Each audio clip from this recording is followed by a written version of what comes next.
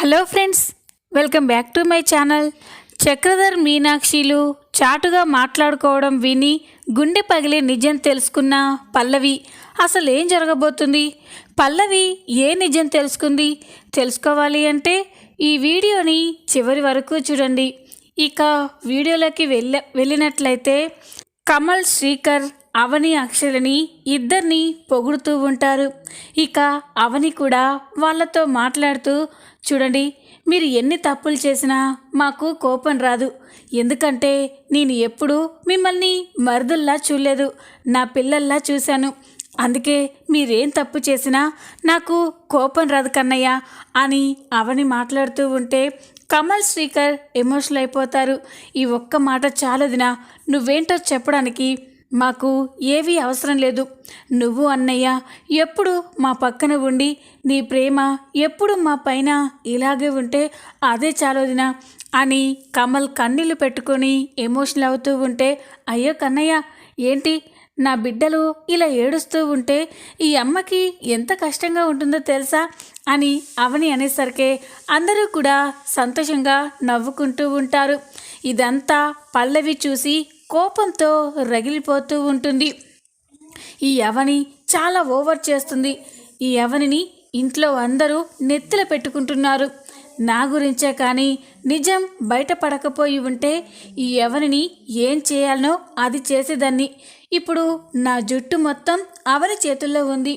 ఇప్పుడు నేను ఏం చేసినా కూడా నా పని అయిపోతుంది. మెల్లగా గురి చూసి అవనిని దెబ్బ కొట్టాలి అని పల్లవి ఆలోచిస్తూ ఉంటుంది. ఇక ఇంతలోనే ఉదయం అవుతుంది. ఉదయం కాగానే చక్రధర్ తన గదిలో కూర్చొని ఒంటరిగా ఆలోచిస్తూ ఉంటాడు. తను దాచిన భయంకరమైన రహస్యం గురించే ఆలోచిస్తూ చాలా బాధపడుతూ ఉంటాడు. ఇప్పుడేం చేయాలి? ఈ రహస్యాన్ని నాలోనే ఉంచుకోలేకపోతున్నాను. నేను మూర్ఖుడిగా ఉన్నప్పుడు దీని గురించి అంతలా పట్టించుకోలేదు. కానీ నేను మారిపోయాక నేను ఎంత పెద్ద తప్పు చేశానో నాకు ఇప్పుడు అర్థమవుతుంది. లేదు, ఈ నిజాన్ని ఇంకా నేను మోయలేను. ఇన్ని రోజులంటే నేను మూర్ఖుడిని, కానీ ఇప్పుడు మారిపోయాను. ఈ నిజం బయటికి చెప్తేనే కానీ నేను ప్రశాంతంగా ఉండలేను. ఎంత తొందరగా వీలైతే అంత తొందరగా నా గుండె భారాన్ని తగ్గించుకోవాలి. ఈ నిజం బయటపడితే పల్లవి, అవని, మీనాక్షిలు నా గురించి ఏమనుకున్నా నాకు పర్వాలేదు, కానీ ఈ నిజం మాత్రం ఎట్టి పరిస్థితుల్లో బయట పెట్టాలి అని చక్రధర్ ఆలోచిస్తూ ఉంటాడు. ఇంతలోనే పల్లవి వాళ్ళమ్మని చూడ్డానికి చక్రధర్ ఇంటికి వస్తుంది. ఇక గదిలో బెడ్ పైన ఉన్న రాజేశ్వరి దగ్గరికి వచ్చి, మామ్, ఇప్పుడు ఎలా ఉంది మామ్ అని పలకరిస్తూ ఉంటుంది. అక్కడే భానుమతి కూడా ఉంటుంది.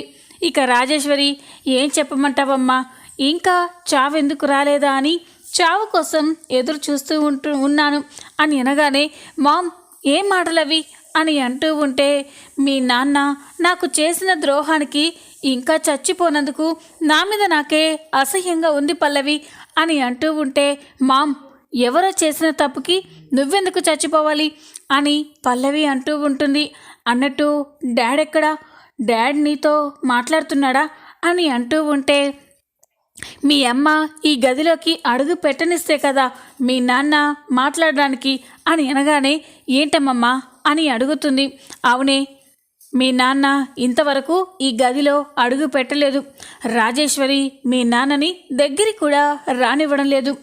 ఒకే ఇంట్లో ఉంటున్నా పరాయి వాళ్ళలా వేరు వేరు గదుల్లో ఉంటున్నారు అని అనగానే ఇక పల్లవి షాక్ అయిపోతుంది. పచ్చగా ఉన్న నా కూతురు కాపురాన్ని అవని, మీనాక్షిలు సర్వనాశనం చేశారు. ఇన్ని రోజులు నా అల్లుణ్ణి నా కూతురికి దూరంగా ఉంచి నా కూతురు వెక్కి వెక్కి ఏడ్చేలా చేశారు. ఇప్పుడు జైలు నుండి బయటకు వచ్చాక ఈ నిజం బయటపడేలా చేసి నా కూతుర్ని ఇంకా బాధ పెడుతున్నారు. నా కూతురు ఉసురు వాళ్ళకి తగలకుండా పోదు అని భానుమతి తిడుతూ ఉంటే రాజేశ్వరి, పల్లవి కోపంగా చూస్తూ ఉంటారు. ఇక భానుమతి, పల్లవి, నువ్వు ఎట్టి పరిస్థితుల్లో అవనిని, మీనాక్షిని వదిలిపెట్టదు. వాళ్ళ మీద అంతకంత ప్రతీకారం తీర్చుకోవాలి అని భానుమతి అంటూ ఉంటుంది. చక్రధర్ అటుగా వెళ్తూ వీళ్ళ మాటలన్నీ చాటుగా వింటూ ఉంటాడు. ఇక పల్లవి కూడా, మామ్ నువ్వేమీ బాధపడకు, నీకు ఇంత బాధని మిగిల్చిన ఆ అవనిని, ఆ మీనాక్షిని నేను ఎట్టి పరిస్థితుల్లో వదిలిపెట్టను. అంతకంతా వాళ్ళని నాశనం చేసేంత వరకు నేను నిద్రపోను మామ్, నువ్వు భయపడకు, బాధపడకు అని ఇక పల్లవి రాజేశ్వర్కి ఓదార్చుతూ హగ్ చేసుకొని ఎమోషనల్ అవుతూ ఉంటుంది. పల్లవి అలా మాట్లాడడం చూసి చక్రధర్ ఒక్కసారిగా షాక్ అయిపోతాడు. ఇదేంటి, పల్లవిలో ఇంకా ఏ కొసాన కూడా మార్పు రాలేదు, ఇంకా మీనాక్షి అవని మీద అంతే పగతో రగిలిపోతుంది. ఇప్పుడు నాలోనే దాచుకున్న ఈ నిజం పల్లవికి తెలిస్తే పల్లవి పరిస్థితి ఏంటి అని ఇక చక్రధర్ అనుకుంటూ ఉంటాడు. ఏం జరిగినా పర్వాలేదు, ఈ నిజాన్ని మాత్రం నేను బయట పెట్టే తీరాలి. ముందు ఈ నిజం ఎవరికి చెప్పాలో వాళ్ళకే చెప్తాను అని చక్రధర్ అయితే ఆవేశంగా ఇంట్లో నుండి బయలుదేరుతాడు. చక్రధర్ నేరుగా మీనాక్షిని కలవడానికే మీనాక్షి ఇంటికి వెళ్తాడు. ఇక చక్రధర్ ఇంట్లోకి వెళ్ళగానే మీనాక్షి చక్రధర్ని చూసి ఒక్కసారిగా షాక్ అయిపోతుంది. మీరెందుకు వచ్చారు అని అడగగానే ఇక చక్రధర్, మీనాక్షి నేను నీతో మాట్లాడాలి అని అడుగుతాడు. ఇంకా మాట్లాడడానికి ఏమున్నాయి, మేము కోరుకున్నట్టు నా బిడ్డలకి తండ్రి ఉన్నాడని, నాకు భర్త అంటూ ఉన్నారని మీరు ఒప్పుకున్నారు, అది చాలు. ఇంకా అంతకు మించి మీ నుండి నేను ఏమీ ఆశించను కూడా. ఎందుకంటే రాజేశ్వరి నా తోడబుట్టకపోయినా తను నా సొంత చెల్లెల్లాంటిది. నా చెల్లెలి మాంగళ్యాన్ని, నా చెల్లెలి భర్తని నేను దక్కించుకోవాలని ఎప్పుడూ అనుకోను. మీరు మర్యాదగా ఇక్కడి నుండి వెళ్ళిపోండి అని అనగానే ఇక చక్రధర్, మీనాక్షి నేను ఆ విషయం గురించి మాట్లాడడానికి రాలేదు, నీతో ఇంకొక ముఖ్యమైన విషయం గురించి మాట్లాడాలి, అందుకే వచ్చాను మీనాక్షి అని అంటూ ఉంటే ఇక మీనాక్షి చూస్తూ ఉంటుంది.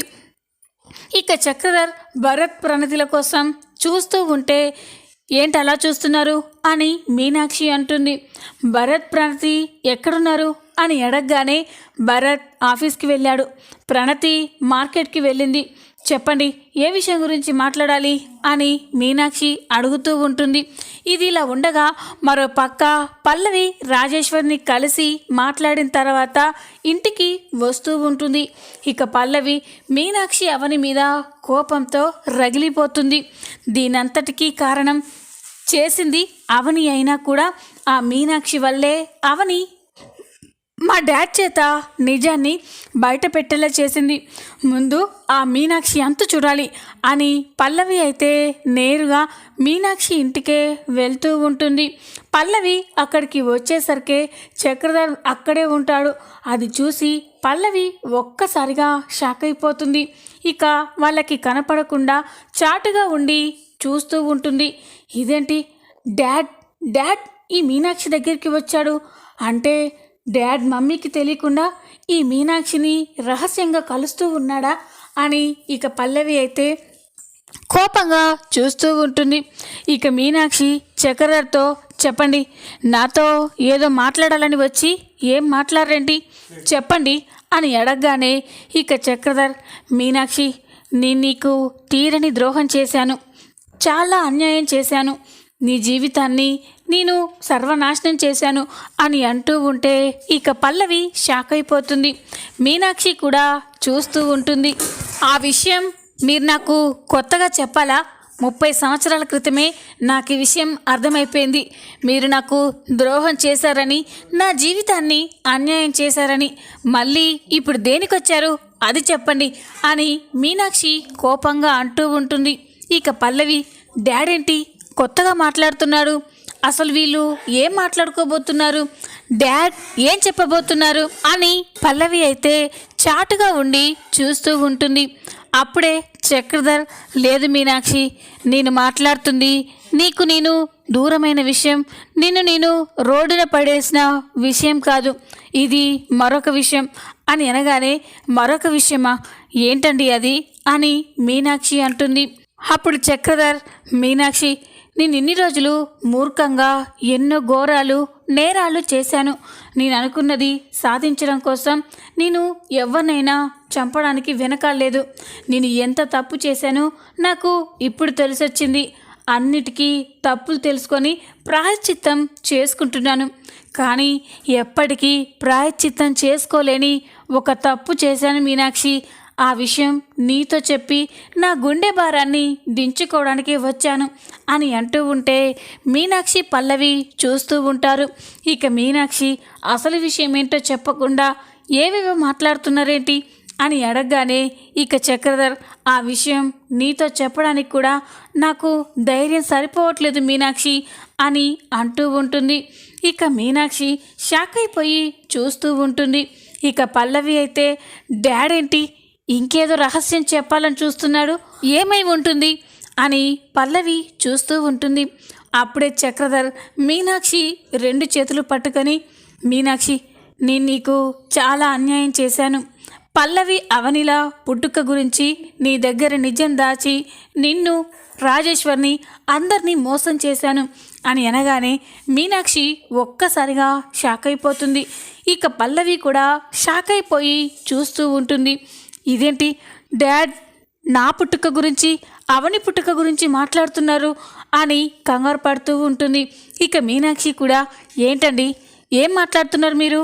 అవని పల్లవిలా పుట్టుకకి సంబంధించిన రహస్యం ఏంటి అని అనగానే ఇక చక్రధర్ అవును మీనాక్షి, వాళ్ళ పుట్టుకకి సంబంధించిన రహస్యం నీ దగ్గర దాచాను. చాలా పెద్ద తప్పు చేశాను, నీకు ద్రోహం చేశాను అని అంటూ ఉంటే ఇక మీనాక్షి ఏం మాట్లాడుతున్నారండి? పల్లవి నీకు రాజేశ్వరికి పుట్టిన బిడ్డ, అవని నీకు నాకు పుట్టిన బిడ్డ. అలాంటప్పుడు వాళ్ళ పుట్టుకకి సంబంధించిన రహస్యాలు ఏముంటాయి అని అనగానే లేదు మీనాక్షి, అవని పల్లవి ఇద్దరు నీ కన్న బిడ్డలే, మన ఇద్దరికి పుట్టిన బిడ్డలే అవని పల్లవి అని చెప్పగానే మీనాక్షి ఒక్కసారిగా షాక్ అయిపోతుంది. ఇక పల్లవి కూడా షాక్ అయిపోయి చూస్తూ ఉంటుంది. ఇక అప్పుడే మీనాక్షి ఏం మాట్లాడుతున్నారు మీరు? అవని పల్లవి ఇద్దరు నా బిడ్డలు ఎలా అవుతారు? నా బిడ్డలు అవని భరత్లు మాత్రమే అని అనగానే లేదు మీనాక్షి, పల్లవిని కూడా నువ్వు 9 మాసాలు మోసి కన్నావు అని అనగానే ఇక మీనాక్షి షాక్ అయిపోతుంది. నాకేం అర్థం కావట్లేదు అని ఇక బాధపడుతూ ఉంటే అప్పుడే చక్రధర్ నీకు ఈ విషయం గురించి పూర్తిగా తెలియాలంటే 30 సంవత్సరాలు వెనక్కి వెళ్ళాలి మీనాక్షి. నీకు గుర్తుందా, మన పెళ్ళయ్యాక నువ్వు చాలా రోజుల తర్వాత గర్భవతివయ్యావు. నేను నీతో ఉంటూనే ఆస్తి కోసం రాజేశ్వరికి మాయ మాటలు చెప్పి తనని పెళ్లి చేసుకొని సిటీలో ఉండేవాడిని. సిటీలో వర్క్ ఉందని చెప్పి నేను ఎప్పుడు సిటీలోనే ఉండి ఎప్పుడో ఒక్కసారి మన ఇంటికి వచ్చేవాడిని. అప్పుడు నువ్వు చాలా రోజుల తర్వాత గర్భవతి అయ్యావు అని అనగానే అవును అని మీనాక్షి అంటుంది. సరిగ్గా నువ్వు గర్భవతి అయినప్పుడే రాజేశ్వరి కూడా అక్కడ గర్భవతి అయ్యింది అని చెప్పగానే ఇక మీనాక్షి పల్లవి చూస్తూ ఉంటారు. మీ ఇద్దరికి ప్రసవ సమయం వచ్చేసరికి నిన్ను మన ఊళ్ళోనే వదిలేసి రాజేశ్వరి దగ్గరే ఉన్నాను. ఎప్పుడు రాజేశ్వరిని చూసుకుంటూ ఉన్నాను. అలా రాజేశ్వరికి పురిటి నొప్పులు మొదలయ్యాయి. ఇక వెంటనే దగ్గరలో ఉన్న హాస్పిటల్కి తీసుకెళ్ళాము. అక్కడికి తీసుకెళ్ళాకే రాజేశ్వరి కడుపులో ఉన్న బిడ్డ అడ్డం తిరిగింది. అప్పుడే డాక్టర్ నా దగ్గరికి వచ్చి ఒక విషయం చెప్పారు. కడుపులో ఉన్న బిడ్డ అడ్డం తిరిగింది. ఇద్దరిలో ఏదో ఒక ప్రాణం మాత్రమే దక్కుతుంది. బిడ్డ చనిపోతే తల్లి బ్రతుకుతుంది. తల్లి కావాలనుకుంటే బిడ్డని వదులుకోవాల్సిందే, వేరే మార్గం లేదండి అని చెప్పగానే ఇక నాకు ఏం చేయాలో అర్థం కాలేదు. పుట్టబోయే బిడ్డ కంటే రాజేశ్వరి ప్రాణమే నాకు ముఖ్యమని డాక్టర్ నా భార్య ప్రాణాలు కాపాడండి అని అంటూ ఉంటే ఇక డాక్టర్ మీకు ఇంకొక విషయం కూడా చెప్పాలండి అని అనగానే ఏంటి డాక్టర్ అని అడుగుతుంది. అప్పుడు ఇక డాక్టర్ చూడండి, ఇప్పుడు ఆమె బిడ్డను కోల్పోతే మళ్ళీ జీవితంలో తనకి తల్లయ్యే అవకాశమే లేదు అని అనగానే చక్రధర్ ఒక్కసారిగా షాక్ అయిపోతాడు. ఏంటి డాక్టర్ ఏమంటున్నారు మీరు అని అనగానే అవునండి, మీ భార్య ఇప్పుడు బిడ్డని కోల్పోతే మళ్ళీ తను తల్లయ్యే అవకాశం లేదు. కడుపులో ఉన్న బిడ్డ చనిపోవడం వల్ల తన గర్భసంచి పూర్తిగా డ్యామేజ్ అయిపోయింది. వెంటనే తన గర్భసంచిని కూడా తీసేస్తున్నాము అని చెప్పగానే చక్రధర్ ఒక్కసారిగా షాక్ అయిపోతాడు. ప్లీజ్ డాక్టర్, నా భార్య తన తల్లి అవ్వలేదంటే బ్రతకలేదు. ఈ బిడ్డ పోతే ఇంకో బిడ్డ పుడుతుందన్న ఆశతోనైనా ఉండొచ్చు, కానీ నా భార్య బ్రతకలేదు డాక్టర్ అని అనగానే, సారీ అండి, ఈ విషయంలో మేమేం చేయలేము. తనకి గర్భసంచి తీసేస్తున్నాం కాబట్టి తనకి స్పృహ రావడానికి ఇంకో 2 రోజులు టైం పడుతుంది అని చెప్పగానే ఇక చక్రధర్ అక్కడే కుప్పకూలిపోతాడు. చక్రధర్ ఇక్కడ హాస్పిటల్లో బాధపడుతూ ఉంటే ఊళ్ళో నుండి చక్రధర్కి తన ఫ్రెండ్ కాల్ చేస్తాడు. ఇక చక్రధర్ బాధపడుతూనే, చెప్పరా అని అనగానే, రే మీనాక్షి ప్రసవం జరిగిందిరా, తనకి 2 ఆడపిల్లలు కవల పిల్లలు పుట్టారు అని చెప్పగానే ఇక చక్రధర్ ఒక్కసారిగా సంతోషపడతాడు. ఏంటో నువ్వు చెప్పేది, నాకు కవల పిల్లలు పుట్టారా అని అనగానే, అవునరా, 2 కూడా నీలాగే ఉన్నారు అని అంటూ ఉంటే ఇక చక్రధర్ అయితే సంతోషంతో పొంగిపోతూ ఉంటాడు. సరేరా, నేను వెంటనే బయలుదేరి వస్తున్నాను అని చక్రధర్ ఫోన్ కట్ చేసి బయలుదేరుతూ ఉంటాడు. అలా వెళ్తూ ఉంటే అక్కడే ఐసీయూలో బెడ్ మీద ఉన్న రాజేశ్వరి కనిపిస్తుంది. రాజేశ్వరిని ఆ పరిస్థితిలో చూసి చక్రధర్ చాలా బాధపడుతూ ఎమోషనల్ అయిపోతూ ఉంటాడు. రాజేశ్వరికి స్పృహ వచ్చాక తన బిడ్డ లేదని తెలిస్తే తను తట్టుకోలేదు, ఏం చెయ్యాలి అని ఆలోచిస్తూ ఉంటే అప్పుడే చక్రధర్కి ఒక ఆలోచన వస్తుంది. అవును, ఎలాగో మీనాక్షికి కవల పిల్లలు పుట్టారు కదా, అందులో ఒక బిడ్డని తీసుకొచ్చి రాజేశ్వరికి దగ్గర చేస్తాను, అప్పుడు రాజేశ్వరి కూడా ఆ బిడ్డని చూస్తూ సంతోషంగా ఉంటుంది అని చెప్పి ఇక చక్రధర్ అయితే అనుకుంటూ మీనాక్షి దగ్గరికి బయలుదేరుతాడు. చక్రధర్ అక్కడికి వెళ్ళేసరికి మీనాక్షి కూడా స్పృహలో రాకుండా స్పృహ కోల్పోయే ఉంటుంది. మీనాక్షి పక్కన 2 ఆడపిల్లలు చాలా బాగా చూస్తూ ఉంటారు. వాళ్ళిద్దరిని చూసి చక్రధర్ అయితే చాలా మురిసిపోతూ సంతోషపడుతూ ఉంటాడు.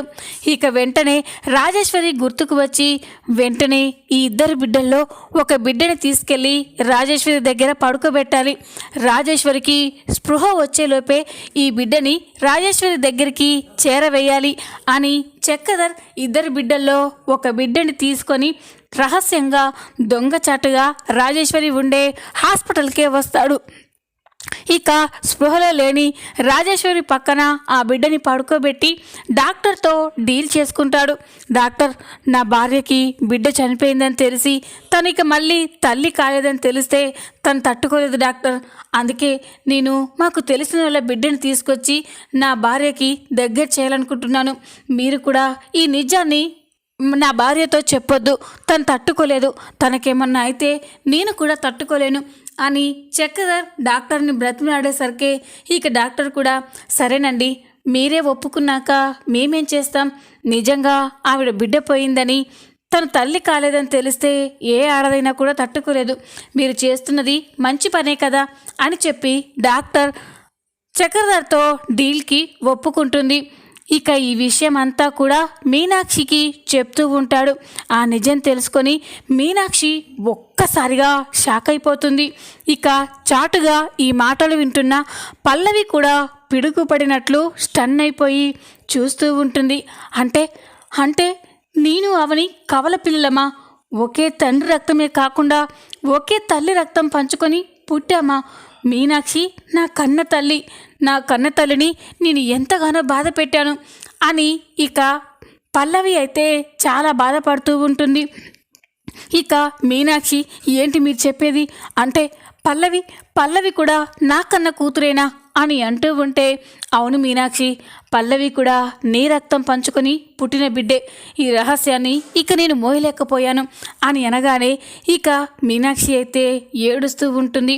ఇప్పుడే ఈ నిజం అందరికీ చెప్పేయాలనుకుంటున్నాను మీనాక్షి, ముందు నీతో చెప్పాకే అందరికీ చెప్పాలనుకుంటున్నాను అని చక్రధర్ అనగానే, వద్దండి, వద్దు, మీరు ఈ నిజాన్ని బయట పెట్టొద్దు, ఎప్పటికీ బయట పెట్టొద్దు అని అనగానే ఇక చక్రధర్ షాక్ అయిపోతాడు. పల్లవి కూడా షాక్ అయిపోయి చూస్తూ ఉంటుంది. ఏంటి మీనాక్షి నువ్వనేది అని అనగానే, అవునండి రాజేశ్వరి పల్లవి తన కన్న కూతురని పల్లవిని ప్రాణంగా పెంచుకుంది. అలాంటి పల్లవి ఇప్పుడు తన కూతురు కాదని తెలిస్తే రాజేశ్వరి తట్టుకోలేదు. ఇన్ని రోజులు ఈ రహస్యాన్ని మీ గుండెల్లోనే దాచుకున్నారు. ఇప్పుడు కూడా ఈ రహస్యాన్ని మీలోనే సమాధి చేసుకోండి అని ఇక చెప్పగానే ఇక చక్రధర్ అయితే షాక్ అయిపోతాడు.